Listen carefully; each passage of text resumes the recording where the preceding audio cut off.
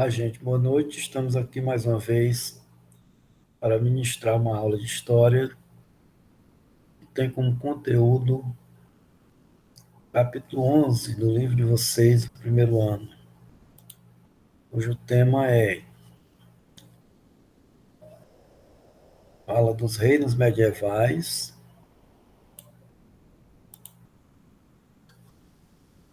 né, e a diversidade religiosa e o fortalecimento da Igreja Católica.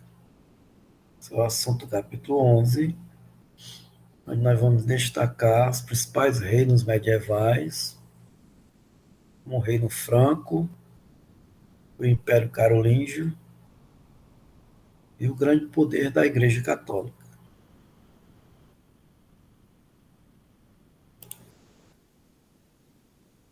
Nós temos aqui, então,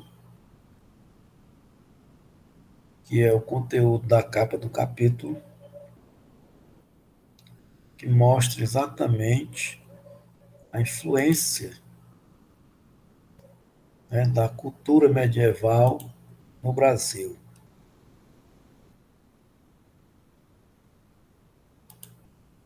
Essa cultura medieval pode ser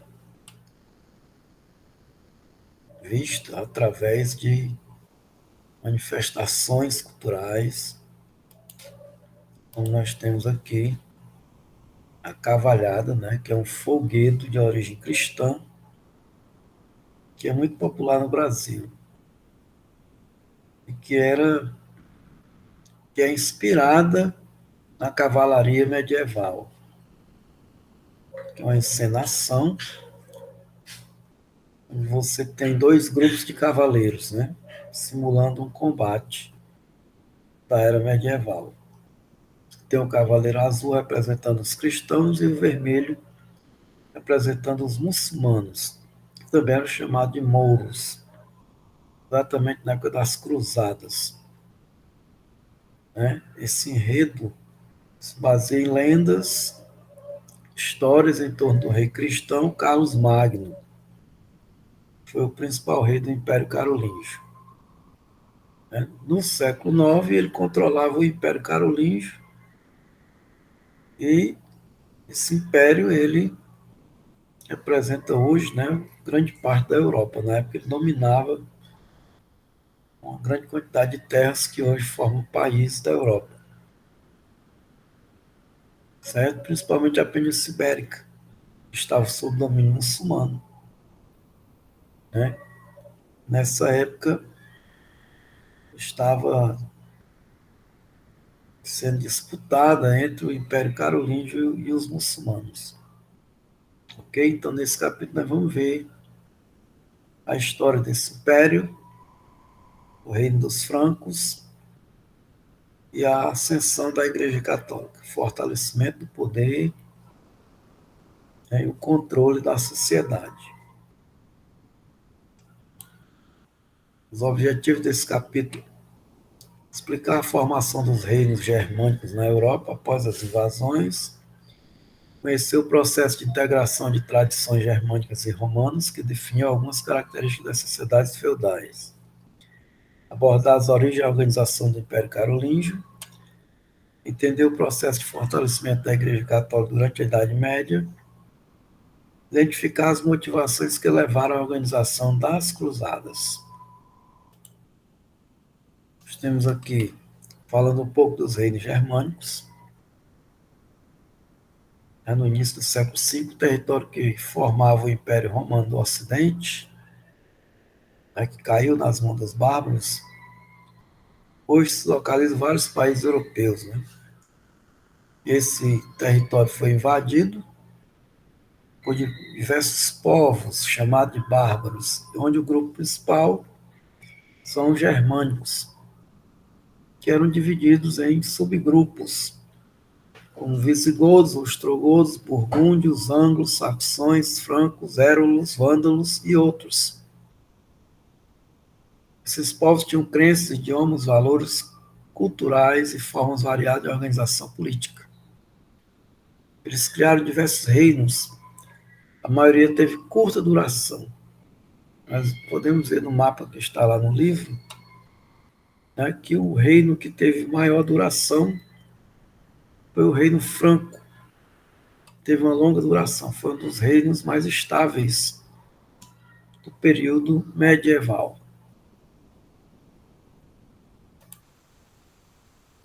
Temos aqui as relações de dependência que ocorreram no reino franco, né, e em geral nos reinos germânicos.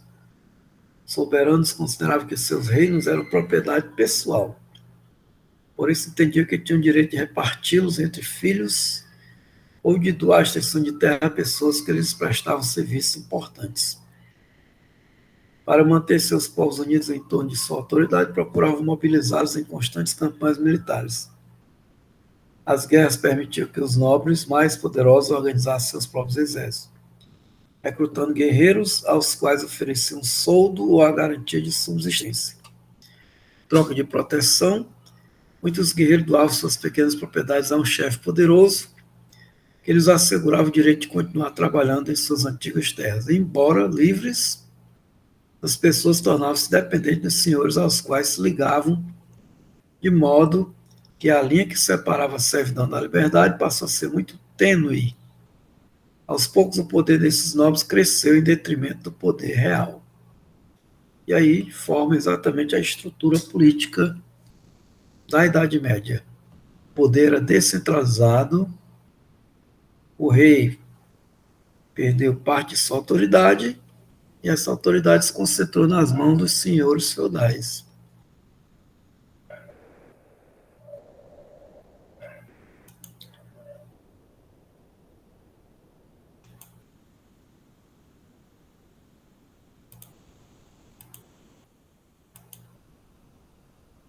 Temos aqui um grande fato que marcou a Idade Média, que foi a peste negra, peste bubônica.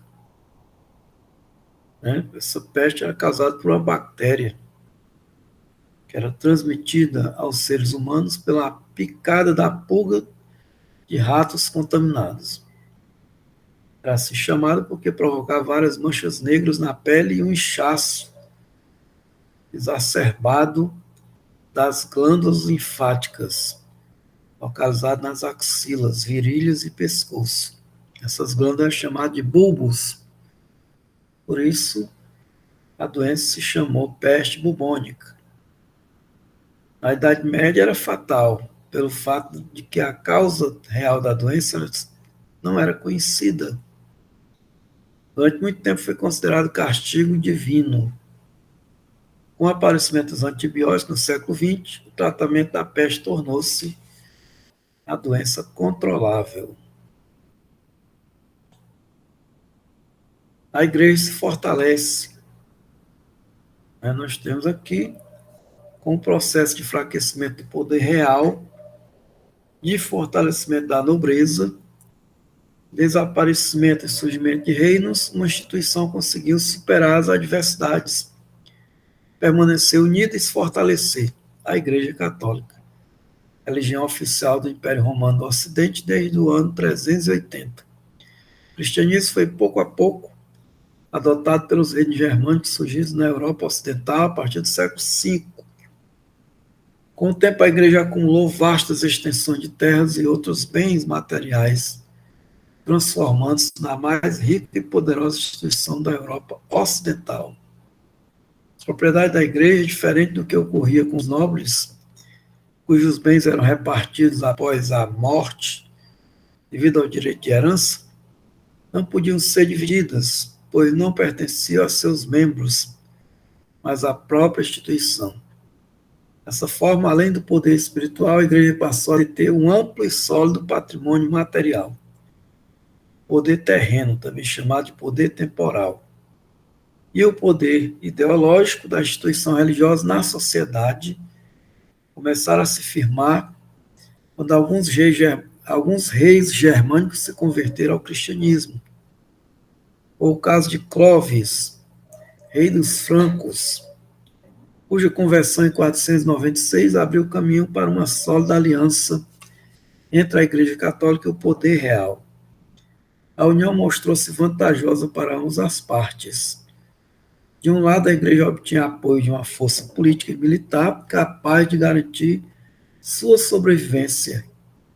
De outro, o rei amparava-se na igreja como forma de legitimar seu poder e usúria da organização e usufruía da organização administrativa do clero para governar. Os francos e o Império Carolíngio. No início do século V, os francos invadiram a região da Gália, que é a atual França. No final do século já dominavam grande parte da Europa Central. Essa política expansionista era muito bem vista pela hierarquia eclesial, pois o crescimento do reino franco significava também a difusão da fé cristã. Como vimos em 496, Clovis, o rei dos francos, havia se convertido ao cristianismo. Em 732, já governados pela dinastia carolíngia, forte exército de cavaleiros couraçados francos impediu o avanço dos muçulmanos na Europa, na Batalha de Poitiers. Sobre os cavaleiros couraçados, veja a seção Olho Vivo, que está lá na página ao lado do livro de história. Após essa vitória, os carolíngios passaram a ser vistos como os grandes defensores do mundo cristão. Posteriormente, os laços entre a igreja e os reis francos iriam se fortalecer ainda mais. Carlos assumiu o reino franco em 771. Iniciou um período de conquistas territoriais e de expansão do cristianismo. Em dezembro do ano 800, durante as celebrações do Natal, o Papa Leão III coroou Carlos como imperador dos romanos com o título de Carlos Magno. O episódio representava o fortalecimento da união entre o reino e a igreja e uma tentativa de restaurar o antigo Império Romano do Ocidente, tornando o rei um representante de Deus na Terra.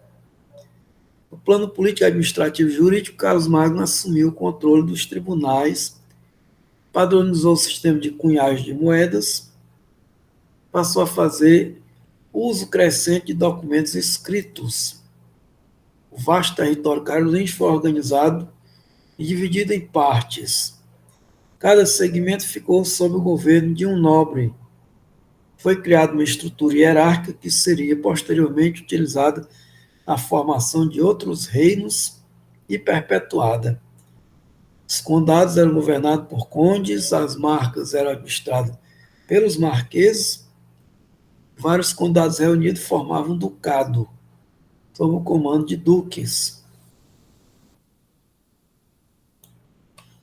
No plano político, administrativo e jurídico, Carlos Magno assumiu o controle dos tribunais, padronizou o sistema de cunhagem de moedas, passou a fazer uso crescente de documentos escritos, como já foi visto aqui. Ok? O governo de Carlos Magno também estimulou a criação de instituições de ensino, conhecidas como escolas palatinas. O objetivo dessa escola é instituir jovens da nobreza e preparar interessados em seguir carreira religiosa. Além de estudo na Bíblia, nessas escolas havia ensino de gramática, retórica, dialética, matemática, astronomia, música e, mais tarde, medicina. Nessa fase foi feita a transcrição de vários textos clássicos por meio de cópias cuidadosamente elaboradas por monges copistas, que garantiam sua preservação para a posteridade, que descreve o trabalho dos monges. Em todo o Império, houve uma intensa renovação cultural, frequentemente chamada de Renascimento Carolíngio.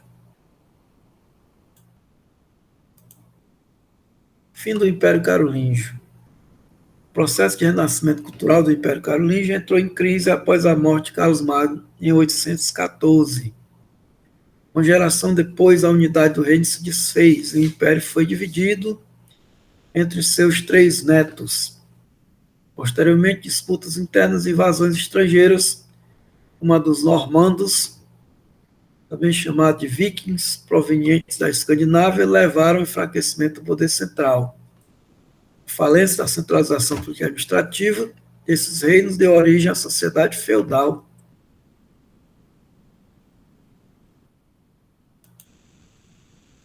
ordens de cavalaria. A participação dos cavaleiros nas cruzadas fez com que a cavalaria assumisse um caráter quase sagrado na sociedade medieval. Conscientes da importância conquistada, os cavaleiros passaram a se organizar em torno de confrarias chamadas ordens.